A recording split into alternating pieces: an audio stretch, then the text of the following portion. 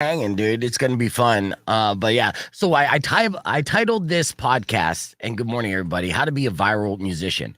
And viral, just marketing in general, is what we're going to be talking about today. And we have a lot of fun clips to share with you, both positive and negative. And I got Johnny Congos from the band Congos and Dirty Texans. Welcome back, Johnny. Thank you, man. I like how you're pretending this is a podcast and a broadcast. You charged me $150 for this session on how to become a viral musician. Yeah, it's great though. I charge you, but it's free for everyone else watching. Yeah. So It's kind of like as a, long can as you you picture a subscribe. pyramid? It's kind of like a pyramid. All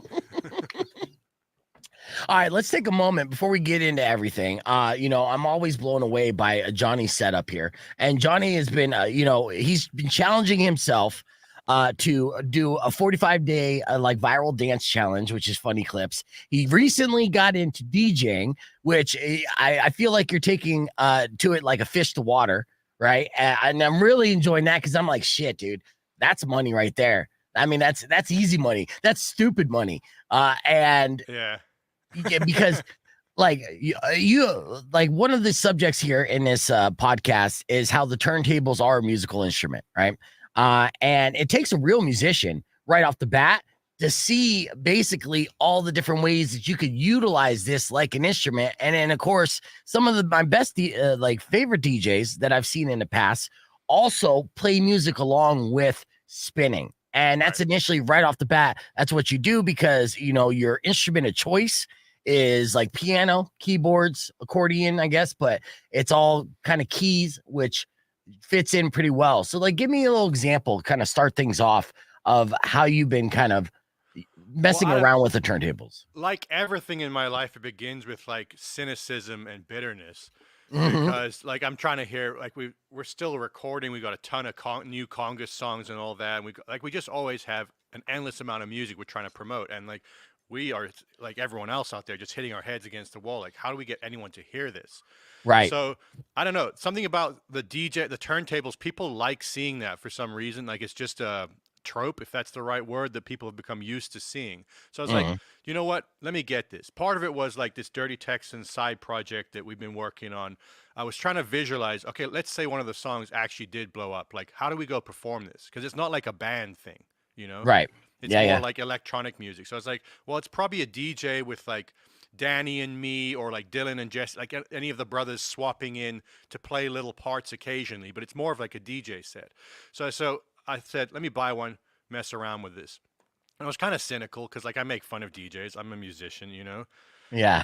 But and then I've kind of like it's always been half-assed making fun because I do respect what they do. Like I'm not one of those people that's like I don't do anything. Like you can tell when a good DJ is doing something versus when someone's just twiddling their knobs. Yeah. Um, DJ push play. There's two yeah, different DJs that are musicians and then push play DJs. I'm yeah. the So I latter. mean, as I've learned more and more about it, like the problem with DJs is it's like the easiest on ramp for any musical instrument. Like you can literally just load up a track and hit play, and it looks like you're doing something. Like anything though, if you want to become good at it, like that's where the work sets in, and that's where I'm trying to learn. Like I'm not fully trying to go down the DJ lane, but I'm trying to find like where we can mix in some live music with the tracks that we've been working on, a bunch of also like remixes of some classical country stuff to fit the Dirty Texans vibe. Yeah. And I don't know, I'm having fun with it, but I can never get rid of the sarcasm or cynicism in me like 100%. I feel like I wouldn't be speaking my truth if I was if I wasn't being a little bit of an asshole occasionally. But you know what makes it different right off the bat is like a lot of times if you're going into DJ sets, you're literally mixing and remixing music that you composed yourself with your brothers as well. And then you could also just kind of blend in other tracks with stuff that you're doing live. I mean, the possibilities literally are endless. And you could literally take a set from Dirty Texans and just do like a one-off performance at like a EDC. I'll throw out the biggest example, and as the DJ, and kill your set, but still represent the band. And say if all the Yeah. boys are like busy doing stuff, and Yeah, then I make mean, a you ton know of what it money. is like as like I said, like as cynical as I am, like I grew up electronic music's been a huge part of the influence on everything I've listened to from like back in the early 90s when we were leaving South Africa moving to Phoenix at the time. like Prodigy Firestarter. That single dropped whenever it was, 94, 5, somewhere around there. Yeah. And I was literally obsessed with that. And then not just that, like all forms of electronic music, because that was what was big in South Africa, like club house music and that sort of thing. So it's always been a big part of what I like to do. And I've never, other than making tracks, I've never kind of explored that avenue fully until we hit. I mean, we've done it a couple times. The Chevy Mustang project that Yeah. unfortunately the gods did not see fit to give the appreciation that it deserved. But, Yeah. you know, we keep at it. We just keep trying. Well, play a little something for me. Let's do a sound check because it sounds good through the podcast as well. So this adds another element. Let me see what I got And here. it's, I guess, let's see. Turn up your guest volume. All right. Let me see, make sure I got my volume set right. Let's see. Check, check, check. Is that better? Did that go louder? Yeah, maybe. Let's try some music and see what happens. All right. Because he's got this mixed up. Yeah. DJ Johnny Congos. You got a cool DJ name yet? No. Now I've been east, I'm not going I've to do been anything. west. Just listen to the song. but Yeah, nothing compares to the center of Texas. To the center of Texas. To the center of Texas.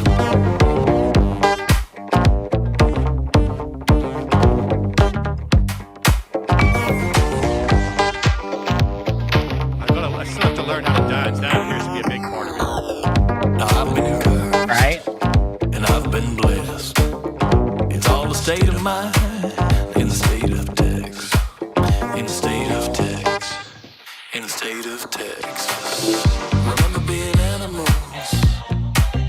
All right, save some of it. Save some of it because we're literally going to play it on the air while we talk about a bunch of different stuff. And this is actually good timing, too, because I'll be going into All My Life, which is Falling in Reverse and Jelly Roll. So you're seeing now you guys moved to Austin, Texas, and Dirty Texans, of course, is the name of this side project from Congos, which is the influence of the kind of Austin music scene and the Texas sound, but with the Congos twist. So, which is always kind of a mixture of the classical musicianship that that you guys have been taught growing up.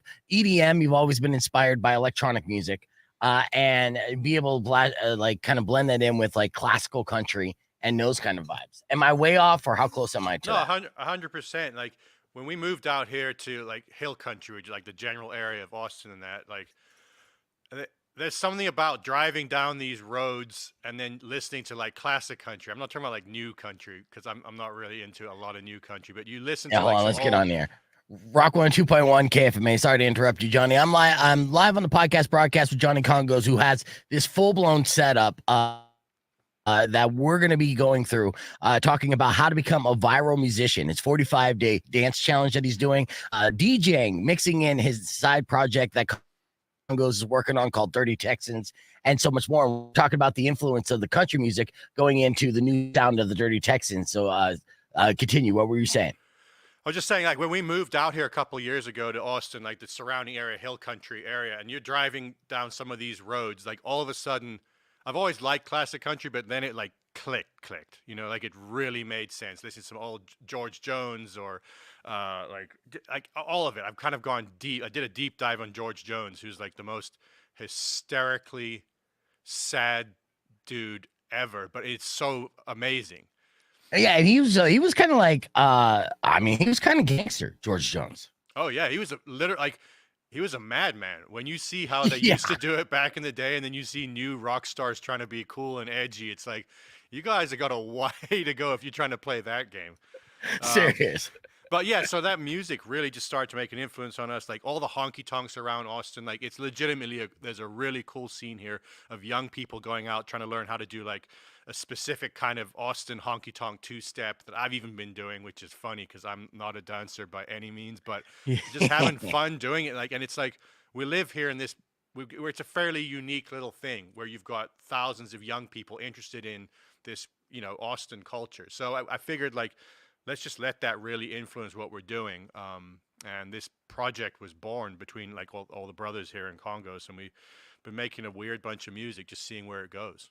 Yeah, and to promote it and continue to do the social media content, Johnny is now also dived into DJing, and we're gonna do a quick example. And see, this is perfect timing, like I was saying before, because you're seeing the influence of country music, outlaw country music as well, kind of make its way into all different types of genres. I mean, you Yeah. just saw Post Malone jump ship, but you know, we of course we have Jelly Roll and Hardy making their way onto the rock charts.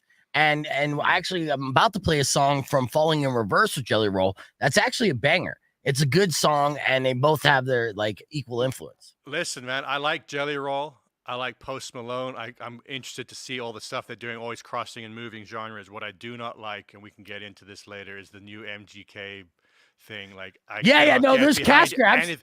and it's not even Yeah. that. I don't even care about a cash grab. It's just like at the end of the day, let the music kind of be good, and I do not like it on that Well, no, front. MGK's every genre he jumps to, he makes worse, dude. Yeah, So yeah. we'll talk smack on that. But just to show the levels on the FM side, we'll get a little snippet of Dirty Texans as played through the turntables of Johnny Congos here in his studio in Austin, Texas. It's a beautiful setup too, so you got to see it, and you're also going to see viral videos on the stream, youtube.com/bfegan. But here, check out this Dirty Texans vibe. Now I've been east and I've been west, but nothing compares to the center of Texas. To the center of Texas. Yeah. To the center of Texas. Look at that spearhead.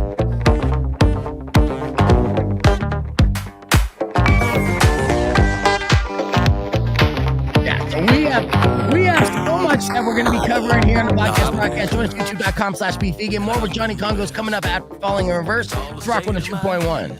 In the state of Texas. In the state of Texas. And look at F Texas. Yes, yes. There's also the F Texas crowd, which is only 49 other states. Was that from Arizona? You know what we call Arizona is just far west Texas. It is a very Texas vibe. Yes, absolutely. And even No, what I'm saying is like the world actually is part of Texas. Texas is the center of Texas. That's the whole part of this song. It's like people think we're talking about like east, west, north Texas. What I'm saying is that literally, if you picture a map of the world, I've got an image I can send you to throw out as a graphic. The world is Texas everywhere. Yeah. Texas is the center of Texas. California is West Texas. New York is East Texas.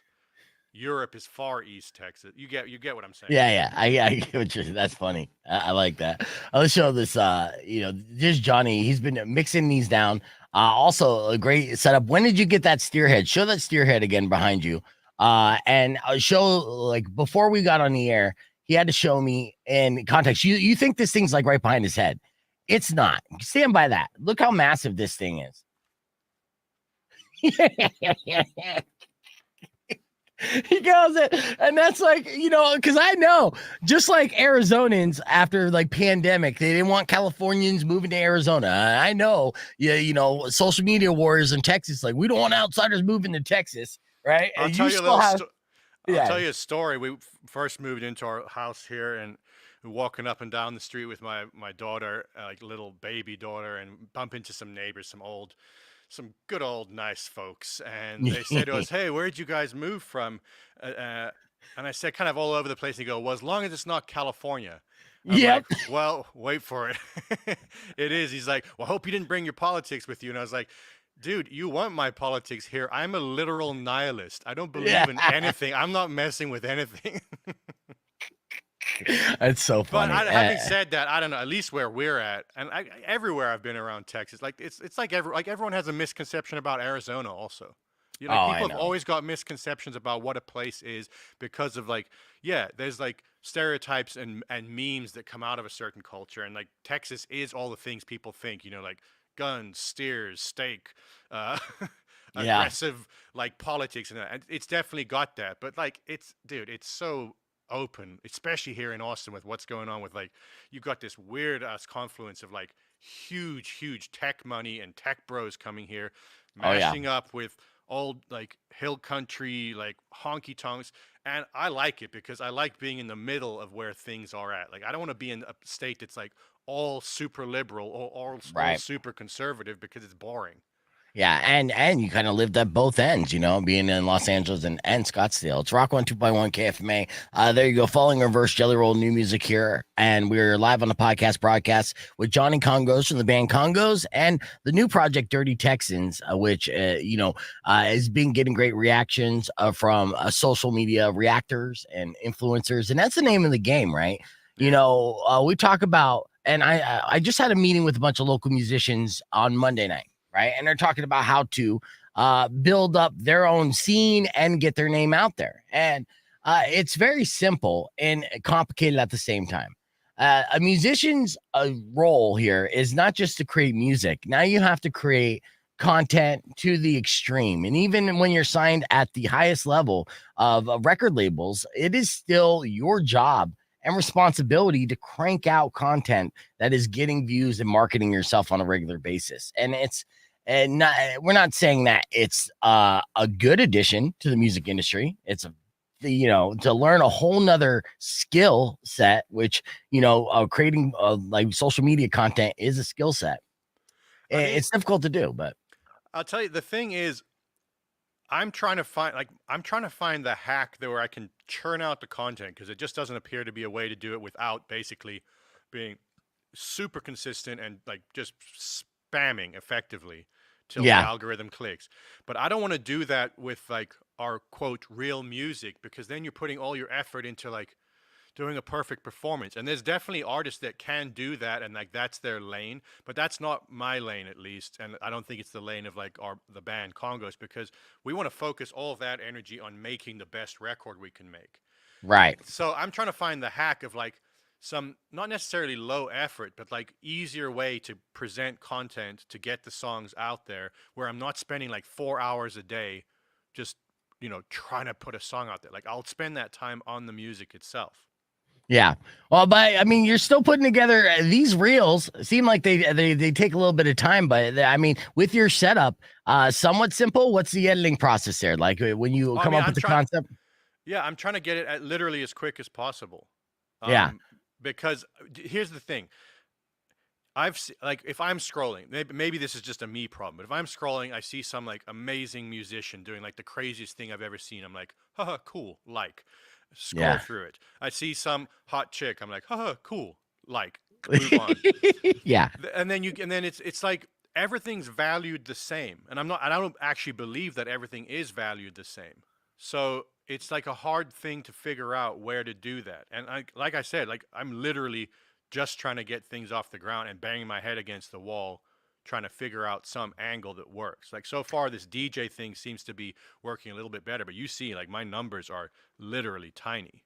Yeah, but at the same time, it's they outperform your follower base just on your personal page, right? And that's the key, and it will continue to grow like that. And as long as you outperform how many people you're following, you're still reaching a new audience each and every day, and it's a numbers game. Here's an example of a DJ clip that Johnny Congos put together. Just as most recent one. Play the second to last one. That one seems to be clicking better. Which one's second to last one? Up near the one next to the red one. Yeah, that one. Okay, yeah. So DJs literally aren't doing anything. So check out this clip real quick. So as a musician who's trying to learn how to DJ, I'm starting to figure out what all the buttons and knobs do, and I'm kind of seeing that a lot of DJs, not all of them, are doing a lot of big movements and gestures to make it seem like they're doing a lot more than they are, which is fine because musicians do the same thing. They really overplay a solo to make it seem bigger and more difficult than it actually is. It's theatrics. Who cares? I'm going to do one right now. This is an amazing part of the song, Center of Texas by Dirty Texans. I'm going to fiddle. I'm not going to touch any knobs that actually affect anything. You're hopefully going to enjoy the cool part of the song that I'm going to play for you. I'm going to leave having you heard the song. Hopefully we're all happy at the end of the process. To the center of Texas.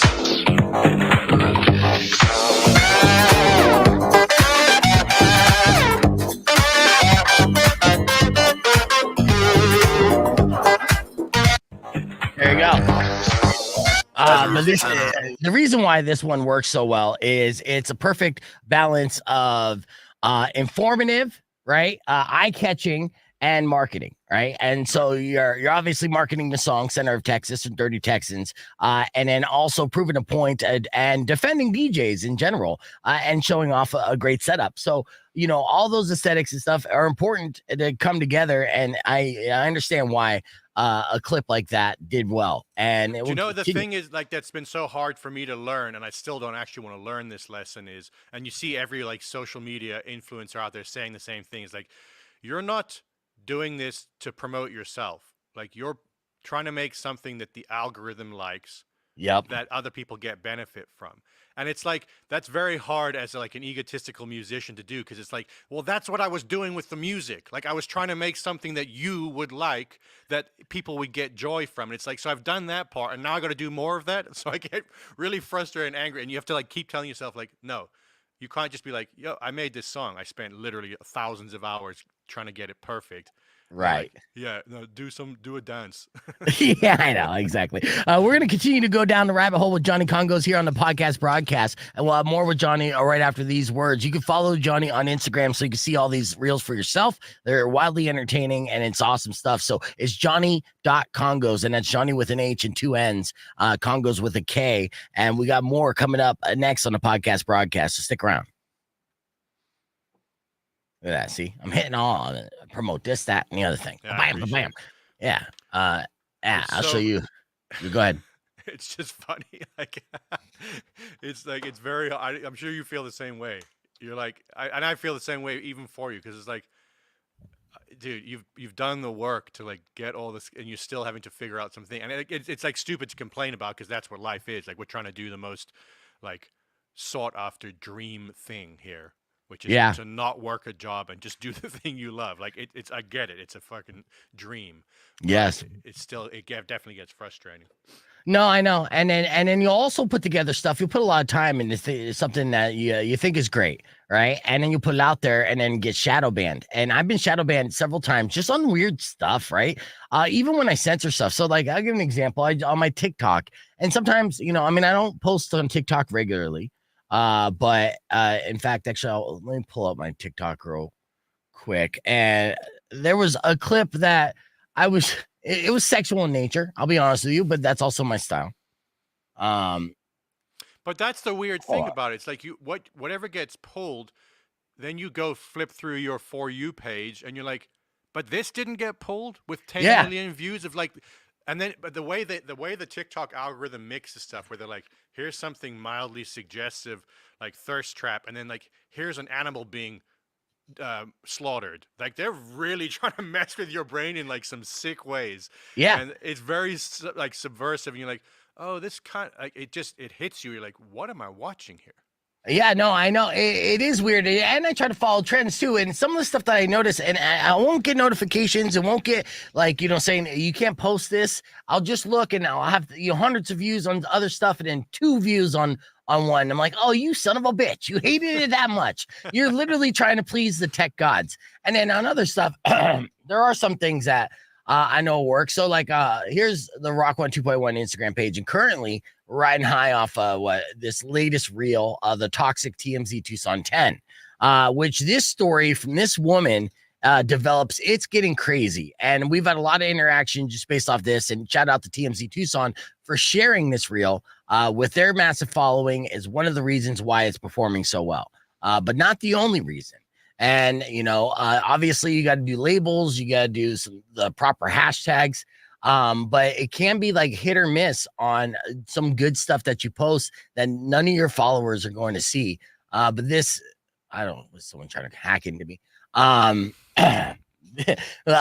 me just share this again real quick, because as a follow-up of what we did yesterday, because I'll tell you more about this story. And the bit was simple. We weren't really bagging on this girl as much as we were talking about our attraction to toxic women, right? And then it's again and again.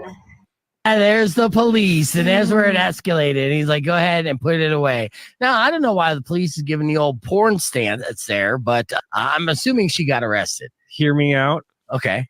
I can fix her. Yes. Rock on 2.1 KFMA. Welcome back. Beefing Presents. We're live on the podcast broadcast. there we just were sharing the story from TMZ Tucson, which we have no context to other than a woman was going absolutely mental, and of course is a Tucson 10. I found my Harley Quinn. I know, That's all I know. I know, I Mi get amor. it. I know, and I'm right there with you too. I see someone that hot and crazy, and even though I'm like, she might murder me in my sleep, but Good time. but I might save her before that. Yeah. That was the one that she was looking Yeah. for. The Band-Aid for her soul. Yes. Yes.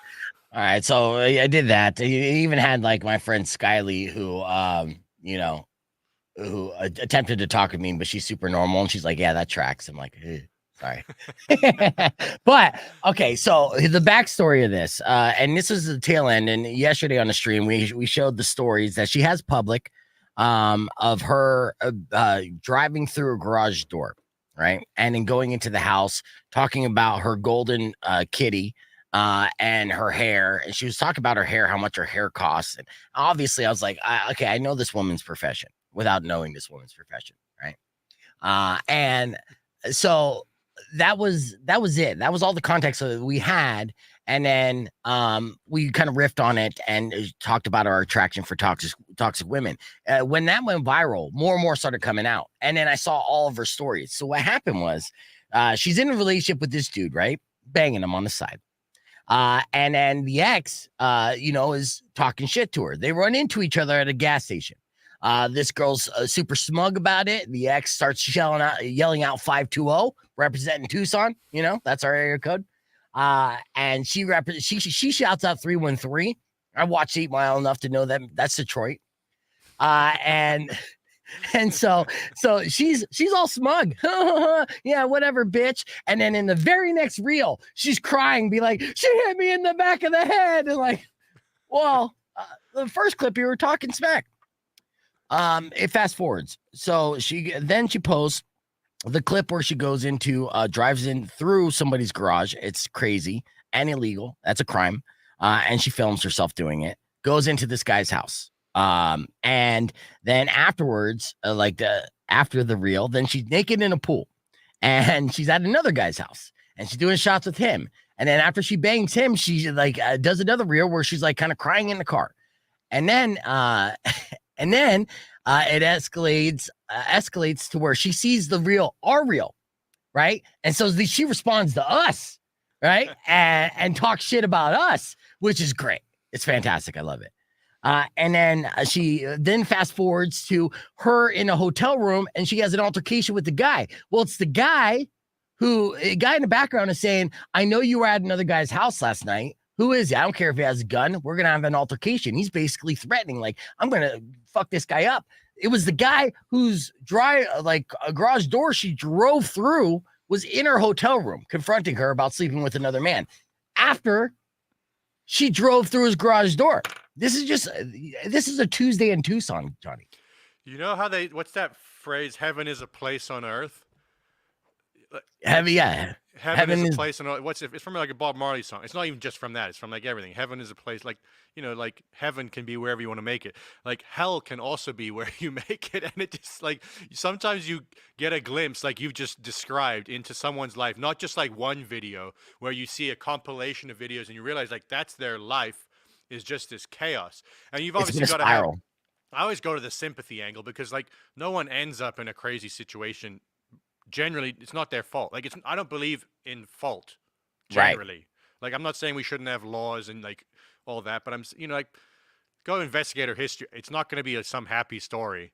No. So no, it's but sometimes you just get a glimpse into the literal chaos of people's lives, and you see them being like, why is this always happening to me? It's like, well, because like every aspect of your life is chaos, and then you have to try and apply that to yourself, where you realize like when you get into one of those moods where you're like, why is this happening to me? It's like a good portion of the time it's happening to you because you're not present and you're living in a state of chaos.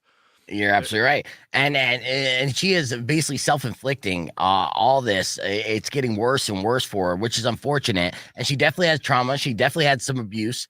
And she definitely might be a guest on the show here soon. So this is how this has been like literally going out of hand. I got DMs and everything of people, the couple Captain Save a girls who are like, you don't understand. I'm like, no, I do understand. I could save her too. Like, are you trying to save her first? We could all save her. Yeah, I feel like next to your platinum plaque that we gave you, you need another award for like being the one of the biggest "I'm gonna save them" types of dudes ever. I know. No, my track record proves that too. It's never appreciated though, but but yeah, going viral, which is great with the TMZ Tucson thing, because locally, the idea of putting that clip together was not to exploit this girl, and that's why we played so little of that video of that girl. Yeah, yeah. On the Oh, podcast. I'm not even judge. I don't care. Like the whole world is exploitation in terms of social media, and that's like, it's kind of fair game. Like if you put yourself out there, it's basically fair game if you're an adult and you Yeah, do but something. no, that's not my point. My point was the idea, because it was a local marketing clip was the idea, right? So I do a little bit of that. The content of the clip was less about her, more about our toxic traits, and also the weird stance that the cop is doing, right? Like the cop was trying to fuck, and knowing that would like spread like wildfire locally, to Right, market yeah. the show and the radio station to people under the age of 25, to get that audience, the audience that doesn't listen to radio, right? And so like every approach to a reel or any kind of social media content, if you have like a clear kind of like game plan of what you want to accomplish in it, then sometimes you're able to accomplish bigger numbers than you go into just knowing that this is what this is for, right? Yeah. And It's so just that's I did it. wild how much time we all spend. It's not just us; it's everybody trying to figure out what this godless algorithm wants. I know. Nothing has made me more religious in my own weird little way than this like demonic algorithm. Like I hate to use all these big terms, but it's like, how else do you describe a thing that cares about nothing? Right. I know. Tell me, can you explain to me on the scale of like in a global sense, a Tucson 10, where does that fit into the global scale? Well, the Tucson 10 was not just each region has a different kind of scale, right? But the Tucson 10 had an element of crazy that needed to be involved to make it a perfect 10. And that's so it wasn't just based So off it's not of just appearance. a looks thing. Okay, I see. No, but there are differences. So like say I lived in Flagstaff for a little bit, right? And so a Flagstaff 10 would be like a Phoenix 6, okay? And a Flagstaff 10 would be a Scottsdale 2. So those are kind of the scales of just based off of attraction. Now we have a beautiful women here in Tucson, but you don't just measure them based off looks. You measure them based off felonies and like how likely they are to stab you. I feel like on the Scottsdale scale, you need to add in their level of soullessness. Soullessness for sure. Yeah. Rocco and 2.1 KFMA. We're back on the podcast broadcast talking about the scale of the Tucson 10. What makes your ultimate Tucson 10? And it's not just looks, but you got to have certain elements that would make that perfect 10. We gave you an example of what a Tucson 10 and Rico mind on our social media page yesterday. If you get a chance, check that out on the Rock 1 2.1 Instagram page or Beef Vegan Instagram page. And I got Johnny Congos from the band Congos, which you know well from the song Come With Me Now. I'm Only Joking. Everything that they put together. You've heard Congos everywhere and still hear them everywhere in the different sports arenas too. Do you feel like the momentum growing with like a Come With Me Now in like as a sports anthem in various sports? Yeah, it's hard to say like where it's at. I feel like it's reaching that point where it might have another little revival. It's been long enough since that song was huge. Yeah, and about a never decade. really went away in certain areas. I'll tell you where it's blowing up, like literally, is like in the Ukraine-Russia war. The amount of tags we get on TikTok saying so-and-so used your song Come With Me Now from either Ukraine or Russia is wild. And then I go look on our stats and it's like #1 cities, Kyiv, Moscow. I'm like, Jesus. Wow. So I know that there's a bunch of people like murdering each other listening to our music, which I'm all for. I was just like, oh yeah, like no, it's well the song, because it does sound like war. Come with me now, right? Yeah, we get so many comments saying they thought that was the lyric, and we're like, no, literally not about that, but whatever. Yeah. Wow. That's crazy. That I just imagine that's and you never like every musician out there, you never know what kind of life the song will have once you create it and you put it out there. Right. And you never know when it's gonna hit, where it's gonna hit. And just to think, you just wrap my mind around that. Like for some people out there, like that's the last song that they hear going into maybe even like, hey, I know this is going to be a suicide mission, right? I'm gonna charge this troop, right? And defend my country and my family. I need the perfect song to be able to just get up and be like, let's go. And it's your song, dude. Yeah, it's weird, and there's definitely songs that even create like beginning of the 2000s when the whole Iraq Afghanistan thing was happening. I forget there was those songs that everyone was using, like all the soldiers were using, like in the Humvees, in the tanks, and all that. I mean, whatever. Like, dude, the world's entirely crazy. Like, this is not actually that crazier than that, but yeah, occasionally it does hit you where you're like, dude, this dude's walking down a street with an AK-47. Like at any point he could be shot. A bomb could go off, and he's just rocking out to come with me now. Right, that's crazy. It's weird to see those trends, and those trends grow too. But yeah, it has been a decade. This is Come With Me Now is everywhere, and everything's cyclical. So I'll be hearing it every time we do the Tucson Roadrunners games. Come With Me Now plays in every single game, dude. Every I feel like single hockey might be the biggest sport in terms of that song, in terms of support, because we always get like from the Blackhawks, like Chicago, right? Yeah, like they're always playing it.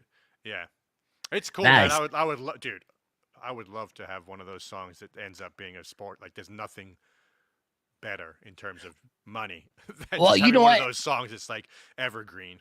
Just like I would say, just like a radio single, right? And you saw how your single blew up. It started with the station, then another station, then another station. Eventually, it was unavoidable, right? So here's an example, like the White Stripes Seven Nation Army. Yeah. Now obviously that song came out in the early 2000s. It was a hit, but it wasn't like a sports anthem. Yeah. Like for over a decade. Slowly but surely, now you go to every major sports game, you're going to hear Seven Nation Army, and the crowd's going to be like chanting along the baseline. So And it's it's one of those funny, things. like that song too didn't big like it was fairly like a new edgy underground sound.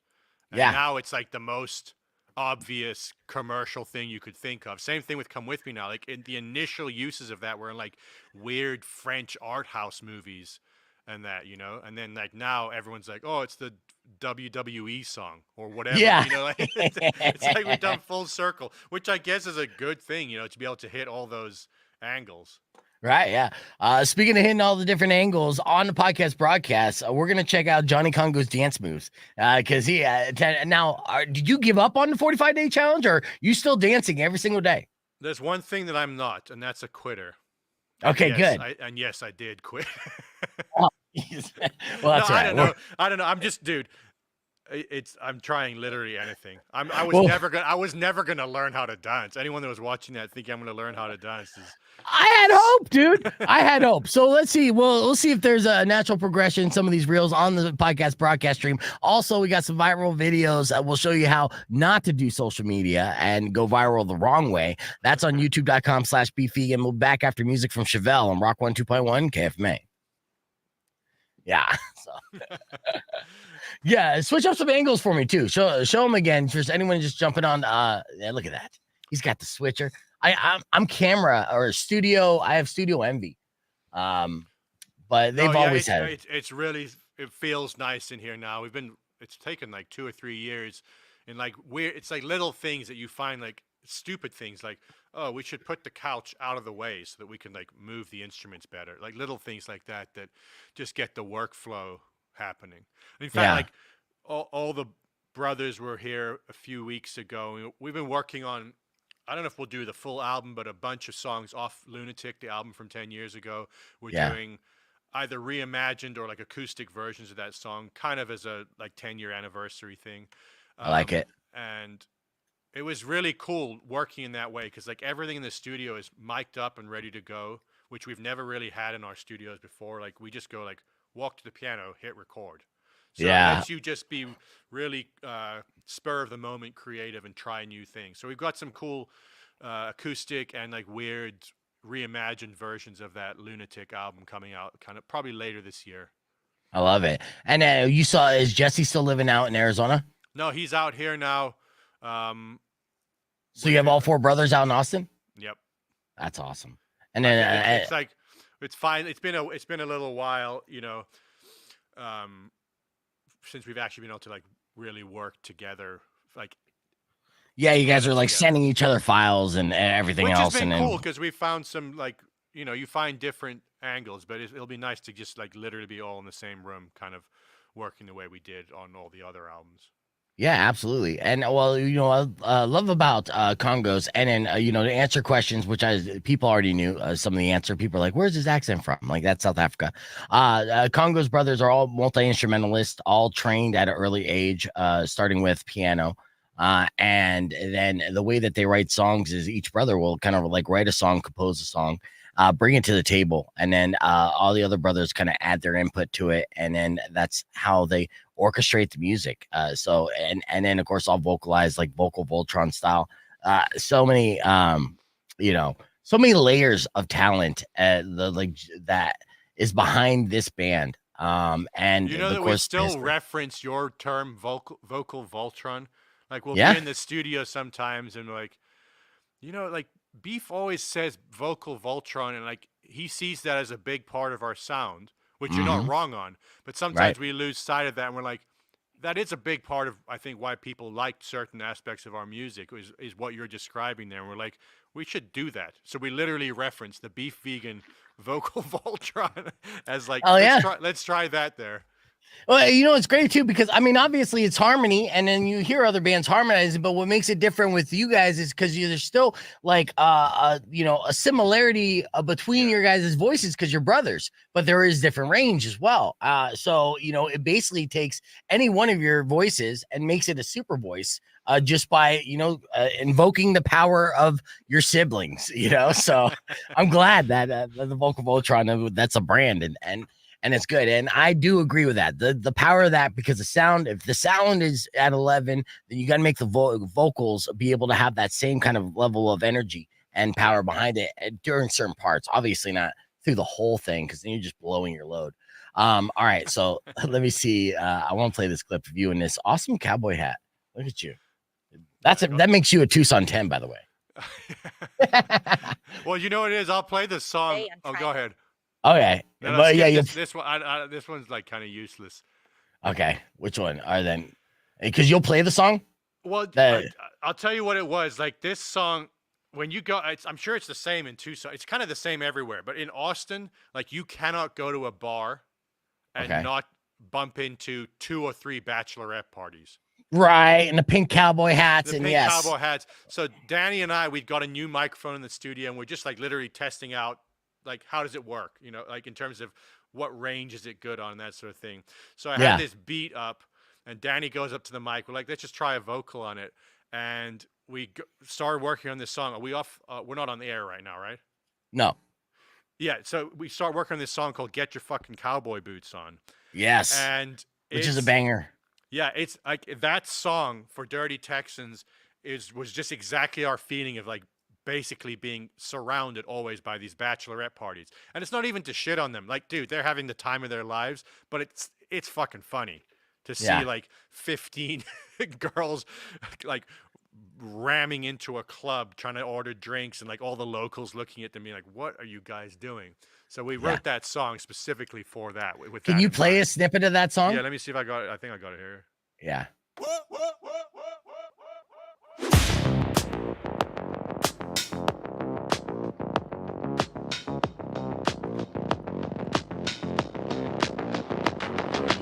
Get your fucking cowboy boots on. Yeah. Get your fucking cowboy boots on. Get your fucking cowboy boots on. Get your fucking cowboy boots on. Is that you or Danny? Danny. To the club.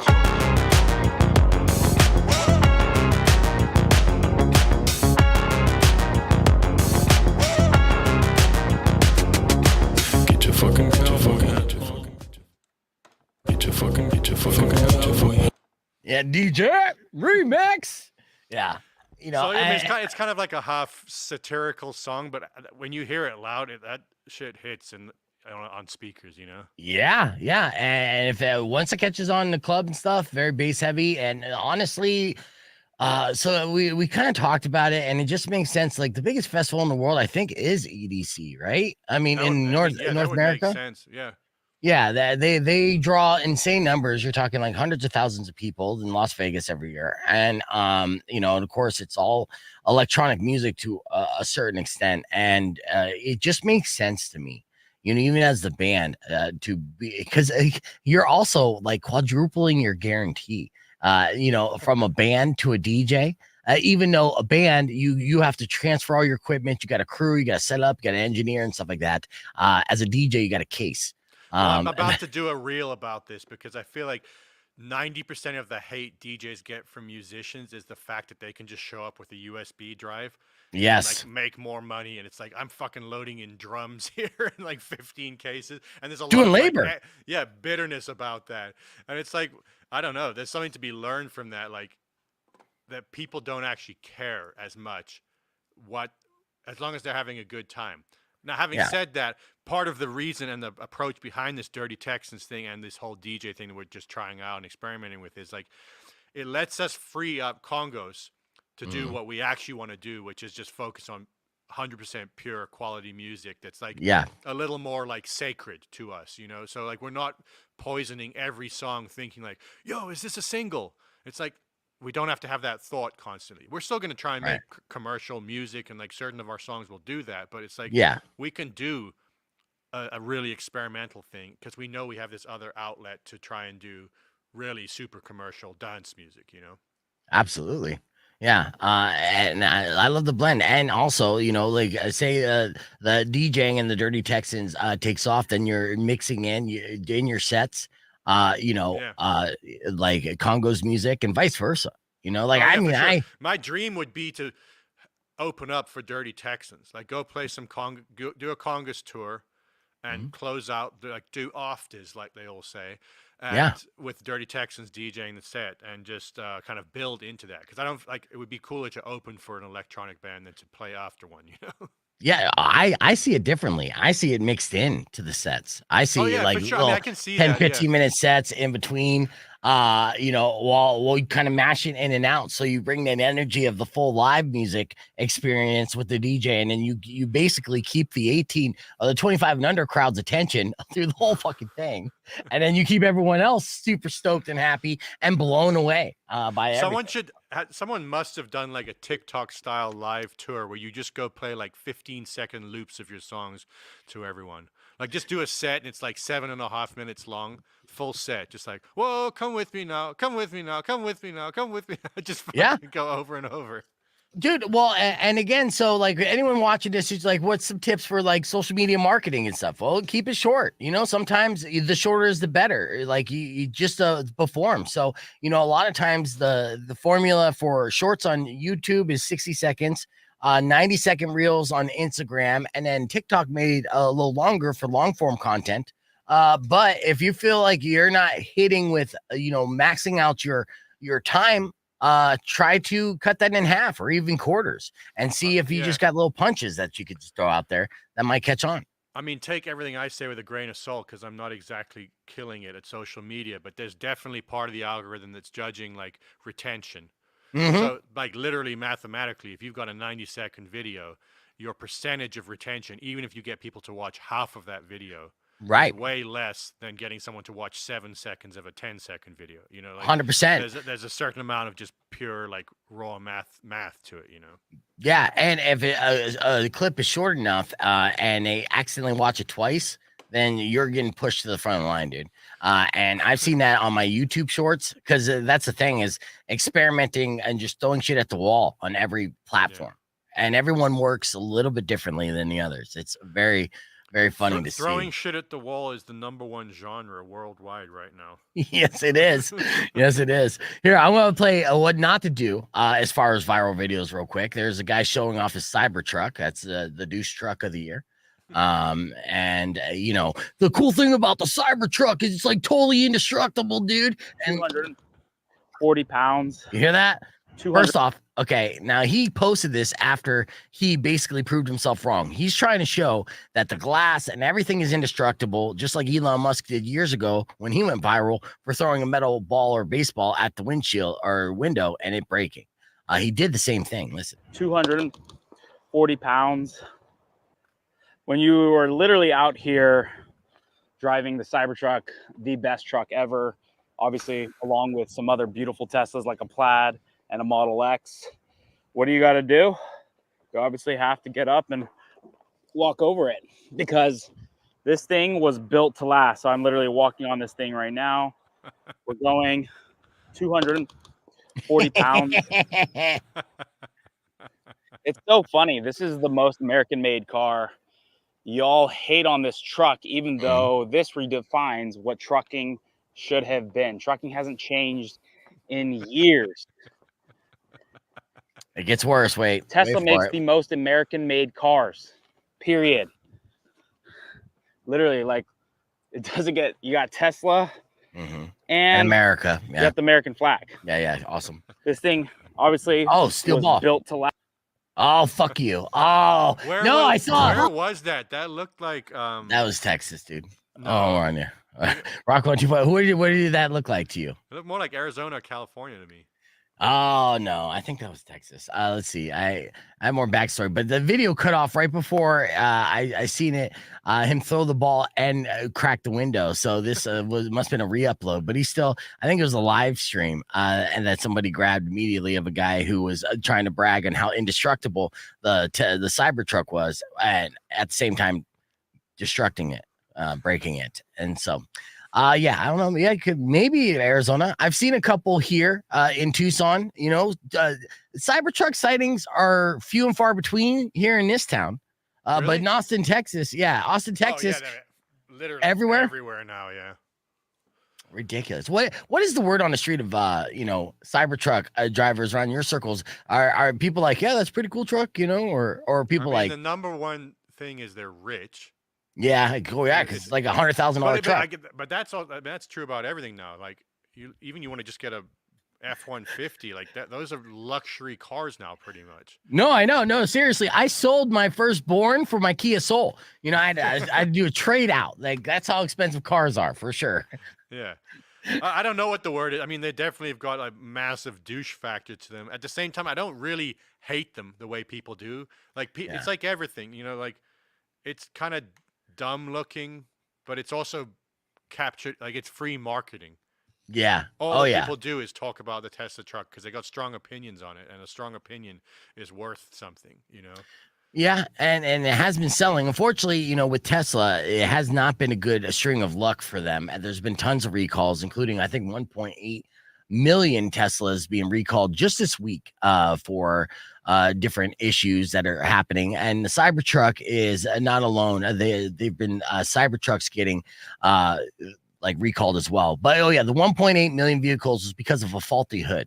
So lots of issues still with it's a new product and everything. Maybe it was rushed, but yeah, I mean, look, dude, I'm by no means like a Elon Musk fanboy or like super supporter or whatever, but it's like the car industry, for the history of the car industry, has tried to mess up the other companies in the car industry. You know what I mean? Like, it's just been one group of like messing and fucking with each other. Oh wait, we're on sorry, there. That's okay. Yeah, that's all right. I got the you know, messing with each other to drive their own business. Like what's that old movie about? Like Tucker, was it Tucker? Like what Tucker. GM and Ford, they were just, like there were cars like 170 years ago that had incredible groundbreaking like improvements in terms of safety, all this sort of things. And you know, the big three just mess with them and destroy them. I'm not saying that's necessarily happened at Tesla, because I think he's one of them. Yeah, he's one of the boys for sure. Yeah. For Tesla to but get it's this definitely far, a lot of shenanigans going on in both and in all directions. Right, you're absolutely right. All right, we're keeping the conversation moving here on the podcast broadcast, but we'll wrap things up with the beef tip right after these words. So keep it right here. It's Rock 102.1 KFMA. Clear. Nice. All right. So yeah, sorry we went into car talk. but you never know where we're gonna go here, right? I like You're cars. like, I yeah, I one. like cars. I drive What a do you? car. Here's another little viral video. While we're at it, of a girl in a car, but it's more like Jerry Springer than Elon Musk. So let's see. This is in Miami, all right? It's a never a dull moment in Miami. Let's see what happens in Miami here. Florida man. Oh, I saw this one. That guy. Knocks out that mirror. Damn. Takes a picture.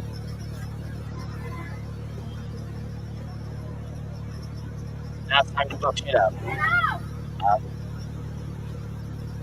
You have the video of that? The karate chop. So yeah, I guess it's just the karate chop that made it viral. I mean, road rage is stupid, but looking stupid while road raging. You see the air he got though? Yeah, if you're betting on memes, you know, like that one's got good potential just because of that little section there. Like There it is right there. That's easy to chop up and use that elsewhere, you know. I'm gonna mess up your mirror so bad. I'm gonna get at least 14 inches off the ground and just drop down on you. The tomahawk. Yeah. All right. So that's how not to go viral. But those kind of clips, if I clip that up and I share that, do a little commentary on it, boom, 5,000 views. Babooski. We tried to share that clip from our documentary where we're all like Danny and Jesse. Bus call. Yeah, that massive argument, literally just like calling each other cunts. Yeah. We put that up on TikTok and it got taken down for like harmful language against. I was like, dude, I can call my brother a cunt. Yeah, and it's like, hey, Like, can you that's tell the allowed. accents? Yeah. Yeah. It's like, tell the accents. This is a global thing. You know, the cunt in every it's part other of my country. culture. It's part of Yeah. my culture. Absolutely. And actually, they they're disrespecting your culture by not allowing you to drop that C word. Here in America, we don't have any ownership to that at all. I mean, it made me And feel yet uncomfortable saying it. It's full of them here. So many, I know. That's the irony. It's like, come on, man. I can't call it like I see it here in this country, but over in the UK, anything. It's a term of endearment. It's also an insult. It's a way to describe a burger. I mean, like. So, let's see. I'm pull up some more. I want to just see one dancing clip before we get on here. Which one's a good one? I don't know. Let's see. I'm doing the one with the hat where you're making a funny face. I'm sorry. I'm just going with it. Challenge. It's the 4th of July. Very excited because it's also my birthday today. Really festive day. I thought, let's do something fun. Let's do something patriotic. Let's do something American. So what we're going to do today is a dance called the Dancing Around the Truth About What Got Us Into All Those Wars After 2001 Shuffle. I hope you enjoy it. Yeah. Get your fucking cowboy hat on. Get your fucking cowboy hat on. Get your fucking cowboy hat on. Get your fucking cowboy hat on.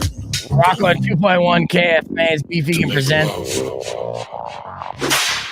All right, that was what you hear is just a little bit of Dirty Texans. It's playing a viral video, and then we just got back in the air, and I saved it right before those F-bombs dropped. But Dirty Texans is something that you should definitely check out. It's a side project from the band Congos that has electronic elements, country elements, dance elements, rock elements.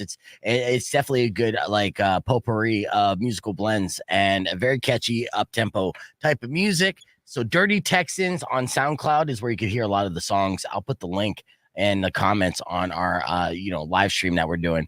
But we'll wrap things up here with the beef tip. My guest today, Johnny Congos. Always a pleasure hanging out with you, dude. And and I love seeing your setup and everything that you guys continue to do. And so I just wish you would get back to that 45-day dance challenge because I want to see you basically be like a coordinator for Britney Spears someday. Maybe that's not the best example. That I can do. Yeah. Are you still vegan? Yes or no? Me? No. Okay. But see, when I met the boys, they were vegan, right? And I got good news for you. I don't know if when we met, we were probably just vegetarian. Okay. Yeah. No, you still ate cheese. While. You're absolutely right. Yeah, because you made some bomb ass pizza and you can't do that with vegan cheese. But this is your beef tip today. According to a new study, if being vegan for just 2 months could knock years off your biological age. All right. So all it takes is about 2 months to take years off your biological age. So if you're about to be 40 and that scares the hell out of you, which it does when that happens, try being vegan for a couple months and then you'll feel 36, or at least your biological age will be. Dude, as a former vegan and a kind of like, I don't know where I'm at now. Like I eat a bit of everything, but generally more on the vegetarian side of things. There's so much press going around right now that is just like utter junk about being vegan. It's like there's some bigger motives at play here. Good or bad? Bad. Like, okay. I'm not saying I don't think veganism ultimately is like a sustainable. Well, we'll continue this. Yeah, we got to continue this on the podcast broadcast. Thank you guys for listening. Drive safe, ride safe, and rock local. Sorry, I had a hard out at 10 a.m. So yeah. So okay. So but this is actually what I'm saying is study. like I don't care what anyone, however anyone wants to live, and I've lived as a vegetarian my entire life. I was vegan for like 6 or 7 years. So it's not coming from a place of like shitting on or hating vegans and that. But there's definitely a movement right now in terms of like not eating meat and like wanting you to eat like lab grown fucking vegan burgers and shit. That is definitely the dumbest thing that's ever occurred. And there's no way it plays out well. Right. Yeah. I'll be willing to put money on that. Like, just eat a fucking steak. Like, right. It's gotten to this point of idiocy. Like, if you want to be vegan for like ethical reasons or health reasons, whatever your reason, like do that. But this whole like, I don't know, it's just getting stupid. Yeah, you can't be like, you're not going to be a healthy vegan if you're eating like a Beyond Burger every day, and you're eating all these like, a lab made foods because you don't know what the long term repercussions. Well, also of that think about it. Like, if you even want to go down the ethical route of that, I don't know why we're talking about this is a dangerous topic, but like, if you want to go down the ethical idea of it, like, what goes into making a Beyond Beef? I mean, it's like, I know how many different science experiments had to be done to do something that's like, this shit just like cows grow on the earth, plants grow on the earth, eat those things. Like, we don't have to get complicated about this shit. Yeah, I agree. And you just go vegetable heavy and you're pretty much good. Mediterranean is the best diet, they say, over and over again. I don't think anyone knows anything about diet, so I don't even have an opinion about what anyone should or shouldn't eat. I just know that 90% of people are wrong. I do know that. And that they're full of shit. Whether you're fucking like, all you should eat is butter and like lamb liver, or whether you like all you should eat is fresh fruit and like banana smoothies or something. Like everyone's just like obsessed with it. And I get it. Like, I'm obsessed with it. I'm always trying to like figure out some new hack to like drop some pounds and do that. And it's like, it also just starts to feel like insane. Like, just chill out about it. And that's what I'm trying to do personally, is just calm the fuck down and just like be reasonable. Yeah, well, people, I've lost some weight, and I mean, I think I've gained some weight. I fluctuate, but when I lose weight, they're like, "Oh, you look good. What have you been doing?" I'm like, I've been broke, so I just, I'm eating less because I got less options. It's like I guess this is what I'm eating today. This is what I have. So, but that's how good America is, because you can be broke here and still be very overweight, which is like a very unique place in history where those two things have occurred at the same time. Usually if you're broke, you're not eating, whereas here, like, you're eating poison. Yes, which is so messed up.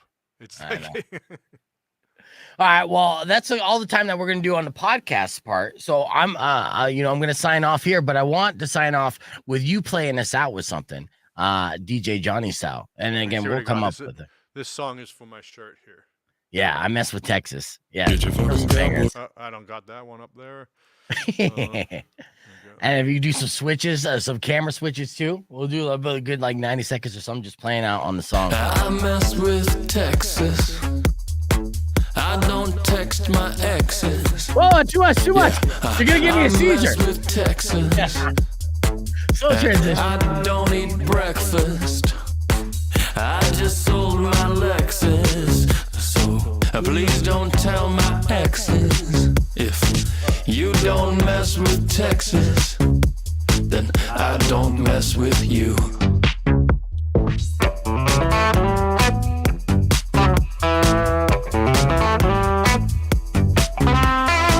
Now California. Oh, did you freeze up? Oh, I didn't even get the cool outro sweep. But either way, thank you guys. Oregon, Oh, there it is. fucking boring. Tennessee brisket, never risk it.